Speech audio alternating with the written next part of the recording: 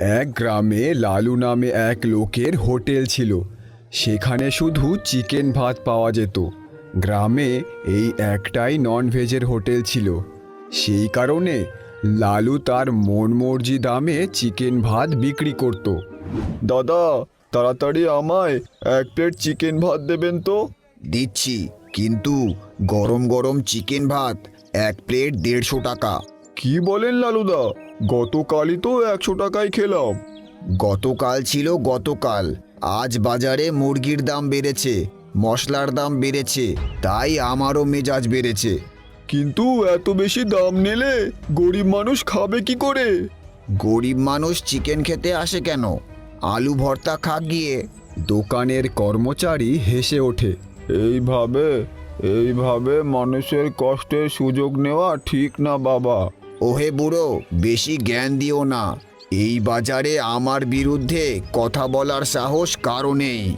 ঠিক তখনই হাতে কোদাল নিয়ে সুরেশ হোটেলের সামনে দিয়ে যাচ্ছিল।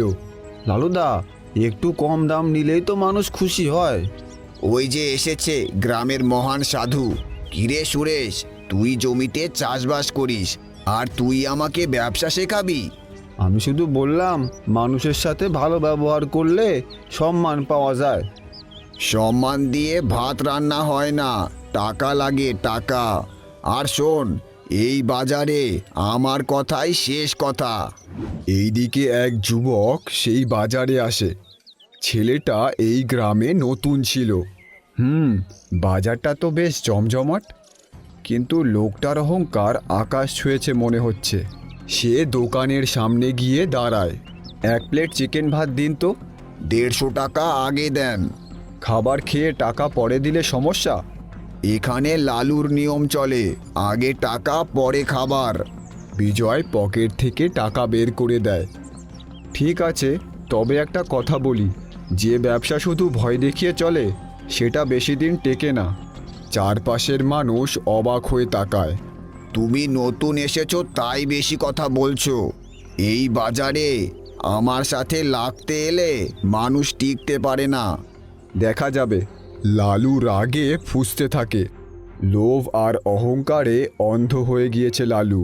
কিন্তু সে জানতো না এই বাজারেই এমন একজনের আগমন হয়েছে যে তার অন্যায়ের সাম্রাজ্য কাঁপিয়ে দেবে। হে ভগবান, আমি কোথায় যাই, কি করি? আমার কাছে যা টাকা ছিল সব শেষ হয়ে গেছে। এখন 1 টাকাও নেই আমার কাছে। আর তার ওপর আমার খুব খিদে পাচ্ছে। 2 দিন হলো কিছু খাইনি। আমি কি করে জানবো যে আমায় একদিন এই দিনও দেখতে হবে? বিজয় হাঁটতে হাঁটতে গ্রামের ক্ষেতের পাশ দিয়ে যাচ্ছিল। পাশে জমিতে একটা ছেলে কাজ করছিল। দাদা, বলছি, আপনি আমায় কিছু খেতে দিতে পারেন? 2 দিন কিছু খাইনি, খুব খিদে পেয়েছে। আরে ভাই, তোমারে দেখে মনে হচ্ছে তুমি খুব ক্লান্ত। আসো আসো, পাশের গাছের নিচে বসি। তারপর দুজন পাশে গাছের নিচে বসে। কাজ করছিল যে সে ছিল সুরেশ। সুরেশ সরল মনের মানুষ ছিল। দেখো ভাই, আমার কাছে সাইডে রুটি আছে, আর সাথে মা লঙ্কার চাটনি দিয়েছে। তোমার যদি সমস্যা না থাকে আমরা 2 জন এটা ভাগ করে খাইতে পারি। বিজয় খাবার দেখে খুশি হয়ে যায়। আরে দাদা, যাই হোক, আমার খুব খিদে পেয়েছে, দাও তাড়াতাড়ি আমায়। তারপর দুজন রুটি আর লঙ্কার চাটনি খেতে শুরু করে। ওরা দুজনেই খুব ক্ষুধার্ত ছিল, তাই খুব তাড়াতাড়ি রুটিগুলো শেষ করে ফেলে। তুমি তো এই গ্রামের না, কোথা থেকে আইছো? আর তোমার নাম কি? বিজয় নাম আমার, আর এখনকার মতো আমার কেউ নেই। আর তোমার অনেক অনেক ধন্যবাদ আমাকে খাবার খাওয়ানোর জন্য। তাইলে তুমি কোথায় থাকতেছো? বিজয় কিছু না ভেবেই সোজা বলে, এখন তো আমার কাছে না থাকার জায়গা আছে না খাবার জায়গা আছে। যদি তুমি তোমার সাথে থাকতে দাও তাহলে অনেক সাহায্য হয়। আমি তো একজন গরিব কৃষক। তোমার সমস্যা না থাকলে তুমি আমার ছোট্ট ঘরে থাকতে পারো, কিন্তু হ্যাঁ, খাবারের জন্য তোমার এই কিছু করতে হবে। দুজনে এই সব কথা বলে সুরেশের বাড়ি চলে যায়। সুরেশ তার মায়ের সাথে থাকতো। সুরেশদেরকে দেখে সুরেশের মা বলে, তোমার সাথে এটা কে? কোথা থেকে নিয়ে আসলে একে? মা, ও বিজয়। ও খুব ক্ষুধার্ত ছিল। আমার টিফিন না আমি আর ও ভাগ করে খাইছি। ওর কোনো থাকার জায়গা নাই, তাই আমি ওরে আমাদের বাড়িতে নিয়ে আসলাম। এটা তো ঠিক আছে বাবা, কিন্তু আমাদের কাছে আমাদেরই খাবারের টাকা নেই। আমরা অন্য কাউকে কি করে খাওয়াবো?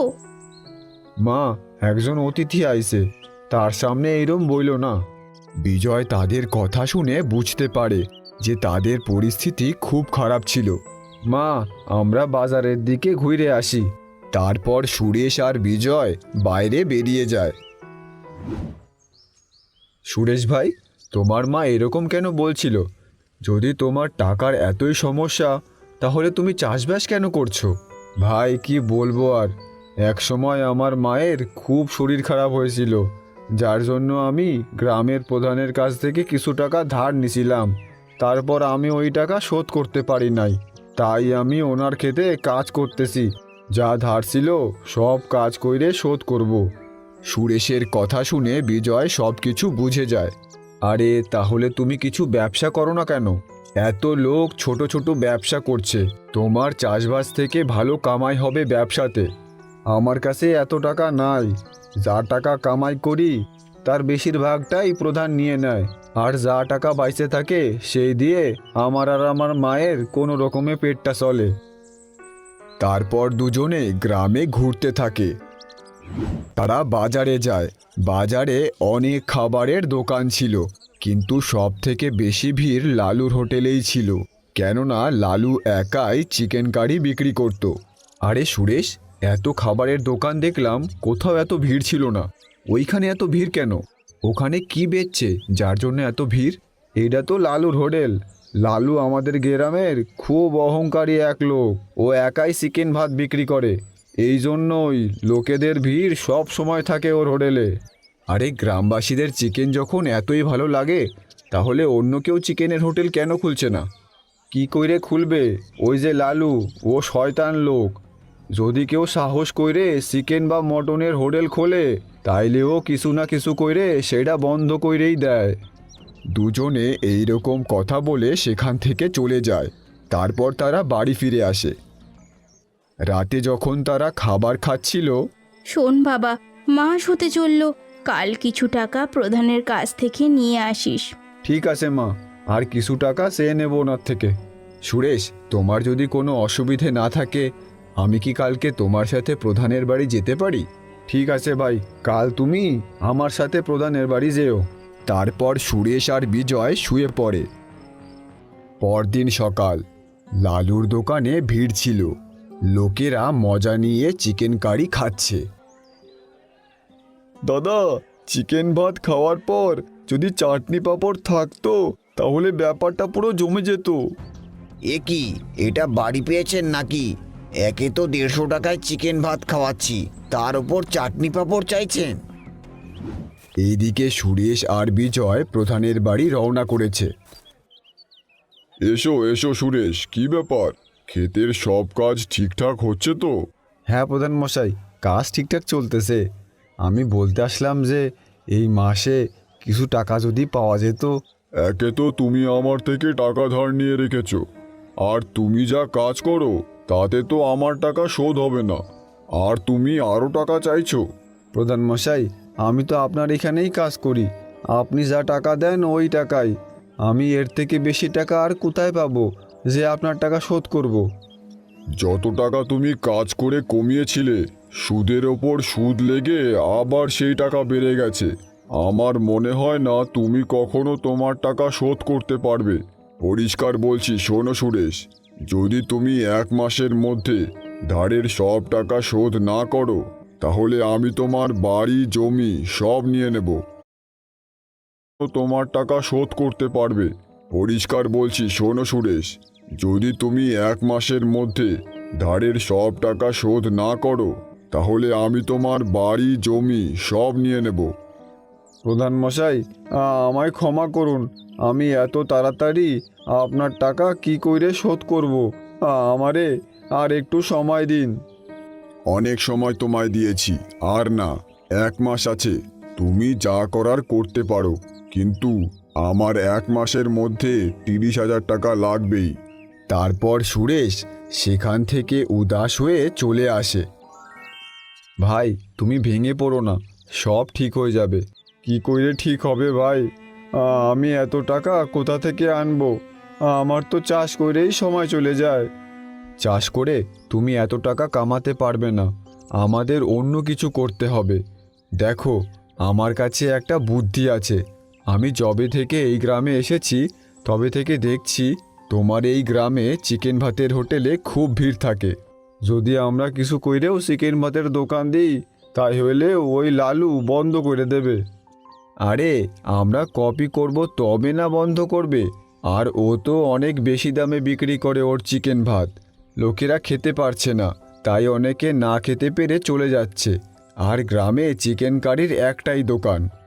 কিন্তু তোমার মাথায় কি চলতেছে সেটা তাড়াতাড়ি বলো। চিকেন পরোটা, আমরা চিকেন পরোটার দোকান দেব। বাহ, এইটা তো বেশ ভালো বুদ্ধি। চিকেন পরোটা, গ্রামবাসীরা এত চিকেন খায়, এখন যদি আমাদের দোকানও হয় তাহলে আমরাও ভালো কামাই করব আর তাড়াতাড়ি প্রধানের সব টাকা শোধ করতে পারবো। তাহলে এটাই পাক্কা হয়ে গেল, কাল থেকেই আমরা চিকেন পরোটা বিক্রি করব। আমাদের ঠেলা এই গ্রামে সব থেকে স্পেশাল ঠেলা হবে। কিন্তু ভাই, আমাদের কাছে এত টাকা কোথা থেকে আসবে? ঠেলা কিনতে হবে, রান্নার সব জিনিসপত্র কিনতে হবে, সেগুলো কোথা থেকে আসবে? চিন্তা করো না, আমার কাছে একটা সোনার আংটি আছে, এটা বেচে দিলেই সব জিনিস হয়ে যাবে। তারপর বিজয় তার সোনার আংটি বের করে সুরেশকে দেখায়। আরে, তোমার কাছে সোনার আংটি কোত্থেকে আসলো? দেখো ভাই, তুমি চিন্তা করো না, এটা আমারই। চলো, এটা বিক্রি করে তারপর দোকানের সব জিনিস কিনে কাজ শুরু করি। দুই বন্ধুর চোখে এখন একটাই স্বপ্ন, তাদের ঠেলা আর প্রধানের সব টাকা শোধ করা। পরদিন সকালেই দুজনে মিলে চিকেন বানাতে শুরু করে। কিছুক্ষণেই তারা চিকেন রান্না করে ফেলে। তারপর তারা ঠেলা সাজিয়ে বাজারে ঠেলা নিয়ে চলে আসে। আসুন আসুন দাদা দিদি, আর খেয়ে যান গরম গরম চিকেন পরোটা। বিজয়ের ডাক আর চিকেনের কথা শুনে কিছু গ্রামবাসী সেখানে আসে। কি বলছো, চিকেনের সাথে পরোটা? বাহ! আরে, গ্রামে তো একটাই চিকেন ভাতের হোটেল আছে, ও অনেক বেশি দাম নেয়। তোমরা বলো কত টাকা বেচছো এক প্লেট? দাদা, এক প্লেট 50 টাকা। আরে বাহ, 50 টাকা? তাহলে দাও আমাদের এক প্লেট করে। সুরেশ তাড়াতাড়ি প্লেট সাজিয়ে তাদের দিয়ে দেয়। লোকগুলো খেতে শুরু করে। আরে বাহ ভাই, চিকেনের তো খুব স্বাদ হয়েছে, পরোটা দিয়ে খেতে খুব ভালো লাগছে। সত্যি ভাই, খুব ভালো বানিয়েছো। তাদের কথা শুনে আশেপাশের লোকেরাও আসে। কিছুক্ষণেই তাদের ঠেলায় ভিড় লেগে যায়। দাদা, আমাকে 2 প্লেট দাও। সন্ধ্যা পর্যন্ত ঠেলা পুরো খালি হয়ে যায়। ভাবলাম আমি একটু খাবো, কিন্তু সবই তো শেষ হয়ে গেছে। আজ কামাই তো হলোই, কাল সকালে তুমি সবার আগে খেও, তারপর বেচবো।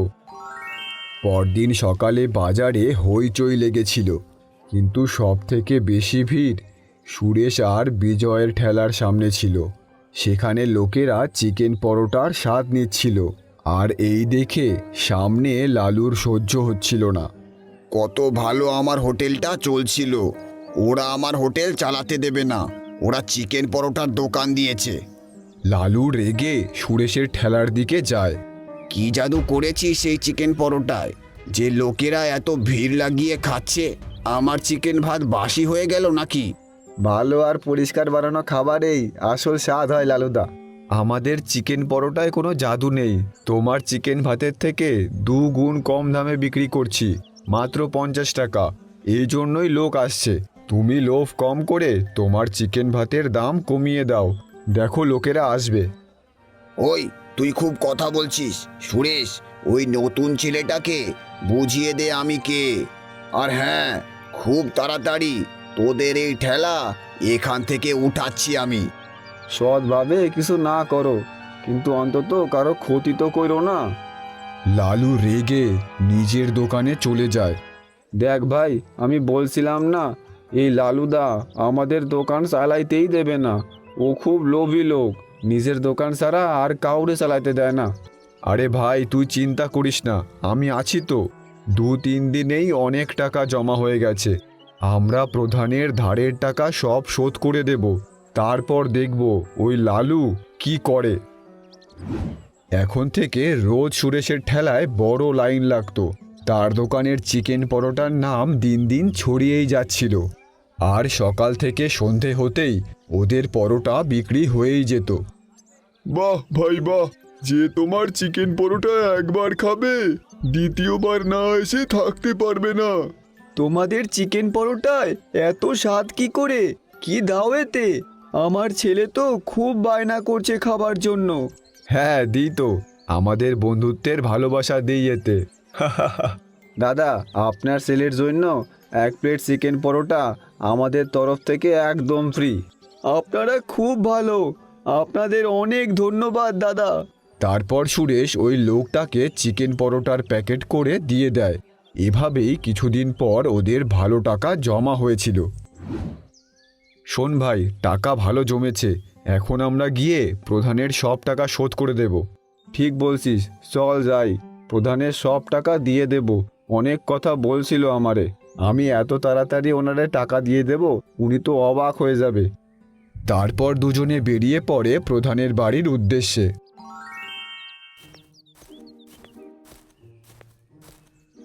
এসো সুরেশ আর বিজয়, তোমাদের দুজনের চিকেন পরোটার ব্যাপারে অনেক শুনেছি, পুরো গ্রামে খুব চর্চা হচ্ছে। হ্যাঁ প্রধান মশাই, এই জন্যই তো আপনার পুরো টাকা শোধ করতে আইছি। এই নেন আপনার পুরো সুদের সাথে 30,000 টাকা। আমরা দুইজনে দিন রাত কাজ কইরে এই টাকা কামাইছি। এত তাড়া কিসের ছিল?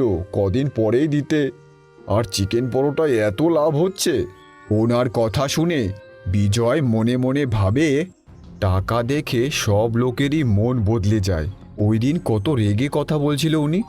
বিজয় আর সুরেশ আজ খুব খুশি ছিল, কেননা ওরা তাদের পরিশ্রমে প্রধানের সব টাকা আজ শোধ করে দিয়েছিল। দুজনে কথা বলতে বলতে তাদের বাড়ির দিকে যাচ্ছিল। তখনই রাস্তার পাশের মিষ্টির দোকান থেকে মনোজ নামে এক ময়রা কাকা তাদের ডাকে। বলো বাবা সুরেশ, তোমার ঠেলায় ভালো বিক্রিবাট্টা হচ্ছে তো? হ্যাঁ কাকা, আপনাদের আশীর্বাদে ভালোই চলতেছে।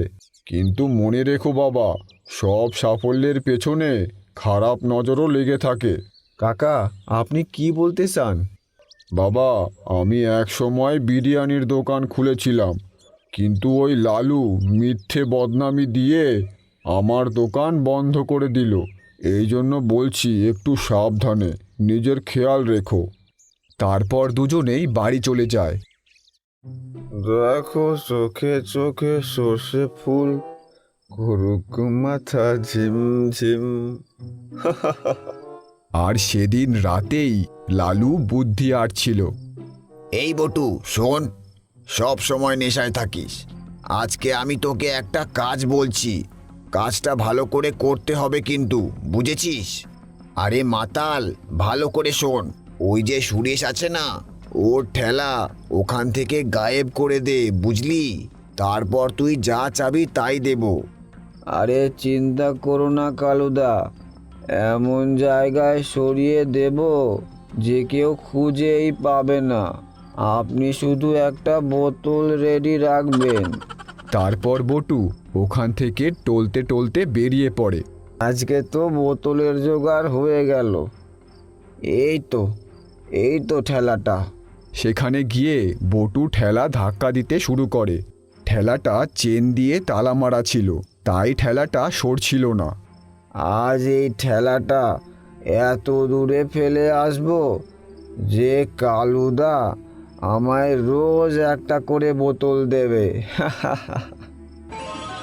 পরদিন বটু লালুর দোকানের সামনে ঘুমিয়েছিল।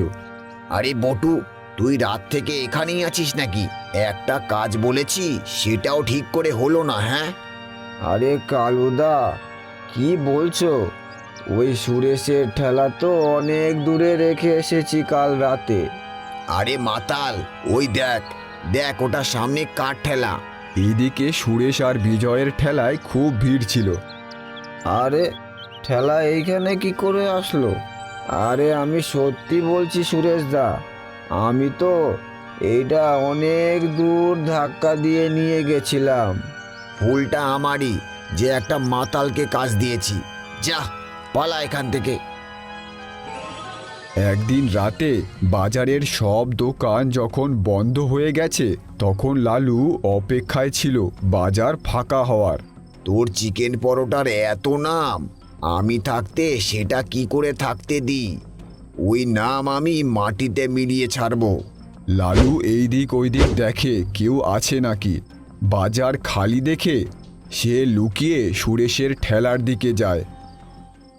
ওইদিকে দুই বন্ধু খুব খুশি ছিল। এই রকমই চলতে থাকলে তাইলে আমরা আমাদের একটা হোটেল খুলে নেব, আর হোটেলের সামনে বড় করে নাম হবে সুরেশ আর বিজয়ের চিকেন পরোটা। দেখ ভাই, দোকান চলে আর না চলে, কিন্তু কখনো মনে লোভ আসতে দিবি না। দোকান সবসময় পরিশ্রম আর সততার সাথে চলে। পরদিন দুজনে ঠেলা খুলেছিল, আর প্রতিদিনের মতো ঠেলায় ভিড়ও ছিল। পুলিশ আর কিছু লোক সেই ঠেলায় আসে। আমি ইন্সপেক্টর দয়া, আমার কাছে অভিযোগ আছে যে আপনি আপনার চিকেন পরোটায় কিছু মিশিয়ে গ্রাহকদের খাওয়াচ্ছেন। কি বলছেন স্যার, এমন কি হলো? আরে ইন্সপেক্টর স্যার, আমিও শুনেছি কোনো সমস্যা আছে ওদের চিকেন পরোটায়। আরে উনি মিথ্যা বলতেছে, আমাদের দোকানের খাবারে আমরা কোনো খারাপ জিনিস মিলাই না স্যার, এইটা কেউ আমাদের ফাঁসাচ্ছে। যতক্ষণ না তল্লাশি না হয় আমরা কিছু বলতে পারবো না। আমাদের ঠেলা পুরো তল্লাশি নিতে হবে। ঠিক আছে স্যার, আপনি তল্লাশি করুন, আমরা কিছু খারাপ করি না, তাহলে ভয় কেন পাবো? হ্যাঁ ঠিক আছে, তোমরা সবাই পেছনে যাও। এইদিকে বাজারে কিছু লোক জড়ো হয়ে যায়। সবাই এই সব ঘটনা দেখছে। তখনই পুলিশ একটা প্যাকেট পায়, যাতে কিছু সন্দেহজনক পদার্থ ছিল। এটা কি? আমরা জানি না স্যার, এইটা এখানে কি করে আসলো। ও, এবার বুঝতে পারলাম, এই জন্যই চিকেন পরোটার এত চল। দেখো দেখো গ্রামবাসী, এই দেখো। এই সব দেখে বিজয়ের খুব রাগ হয়। সে লালুর দিকে আঙুল দিয়ে বলে, তুমি খুব লোভী লোক, এগুলো সব তোমার চাল, কেননা তোমার হোটেল তো চলছে না। আরে চোরের জোর গলা, নিজেরা খাবারে ওষুধ মেশাচ্ছিস আর দোষ আমায় দিচ্ছিস। তাদের মধ্যে প্রধান দাঁড়িয়েছিল, সে বলে, হ্যাঁ ভাই, তাই ভাবি এত টাকা এত তাড়াতাড়ি কি করে দিয়ে দিল? যার কাছে ফুটো কড়িও ছিল না, সে নিজের ঠেলা খুলে ফেলেছে, আর ঠেলা খুলেই বেশি বিক্রির জন্য ওষুধ দিয়ে খাবার বিক্রি করছিলি। এইসব শুনে গ্রামবাসীরা নিজেদের মধ্যে আলোচনা করতে শুরু করে। তখনই হঠাৎ বিজয় বলে, আমি জানি কে এটা করেছে। হ্যাঁ, আপনি কি জানেন বলুন। ঠিক আছে, এখন আমার কাছে আর কোনো রাস্তা নেই। তারপর বিজয় তার পকেট থেকে একটা কার্ড বের করে আর পুলিশকে দিয়ে দেয়। পুলিশ ওই কার্ড দেখে অবাক হয়ে যায়। আরে, রয়্যাল হোটেলের মালিক বিজয় সিং? কি আপনি শেখর সিংয়ের ছেলে? বিজয় ভাই, সত্যিই তুই হোটেলের মালিক? হ্যাঁ। এইসব শুনে গ্রামের লোকেরা অবাক হয়ে যায়। সব থেকে বেশি তো সুরেশ অবাক হয়েছিল, কেননা এত বড় হোটেলের মালিক এই গ্রামে এসে ঠেলায় কেন কাজ করছে? ও মিথ্যে বলছে, না হলে ও গ্রামে এসে ঠেলা কেন লাগাবে? ও নকল কার্ড বানিয়ে এনেছে। হঠাৎ তখনই গ্রামে এক গাড়ি আসে। সেই গাড়ি থেকে বের হয় এক লোক। উনি ছিল শেখর সিং। ওনাকে দেখে সবাই অবাক হয়ে যায়। আরে স্যার, আপনি এখানে? বাবা, তুমি এখানে? বিজয় বাবা, তোর সময় শেষ হয়ে গেছে, এখন তুই এসে আমাদের হোটেল সামলাতে পারিস। বাবা, আমি আর একদিন এখানে থাকতে চাই। এখানে কিছু কাজ বাকি আছে, সেগুলো সেরে আমি পরদিন বাড়ি ফিরব। ঠিক আছে বাবা, কিন্তু তাড়াতাড়ি আসিস। এই বলে শেখর সিং চলে যায়। এখন সবাই বিজয়কে বিশ্বাস করে যে সে সত্যিই বলছিল। স্যার, বলতে পারবেন এই প্যাকেটে কি আছে? এটা একটা নেশার ওষুধ। এটা খাবারে মিলিয়ে খেলে সেই লোকের ওই খাবারের নেশা হয়ে যাবে। আমি সন্দেহ না, পুরো নিশ্চিতের সাথে বলছি, এটা লালুই করেছে। আগে গ্রামে আরও চিকেন মটনের হোটেল খুলেছিল, সেগুলোও এইভাবেই বন্ধ করেছে ও। এটা মিথ্যে বলছে, এতে আমার কোনো হাত নেই। তুমি কি ভাবো এত বড় হোটেলের মালিক একটা ঠেলা চালাচ্ছে, সেটায় ওষুধ মিশিয়ে বিক্রি করবে? পুলিশ লালুর কথা না শুনে তাকে ধরে নিয়ে যায়। আর এইদিকে সুরেশ এটা ভাবছিল যে বিজয় কেন তার সাথে কাজ করছিল। বিজয়, তুই এত বড় হোটেলের মালিক হয়ে আমার সাথে কাজ কেন করতেছিলি? আরে আমার বাবা অনেক সরল আর উচ্চ মনস্ক মনের মানুষ। ওনার মনে হয়েছে আমি যদি হোটেলের মালিক হয়ে যাই, হোটেল আমি চালাতে পারবো না। এই জন্যই উনি আমার 1 মাসের পরীক্ষা নিল। এখন তুই চিন্তা করিস না, আমি তোর জন্য একটা হোটেল খুলেই এই গ্রাম থেকে যাব। এই জন্যই আমি এখনো আছি। এখন সুরেশ সব বুঝতে পারে, তারপর সে খুশি হয়ে যায়। তারপর গ্রামে বিজয় তাকে এক বড় হোটেল খুলে দেয়।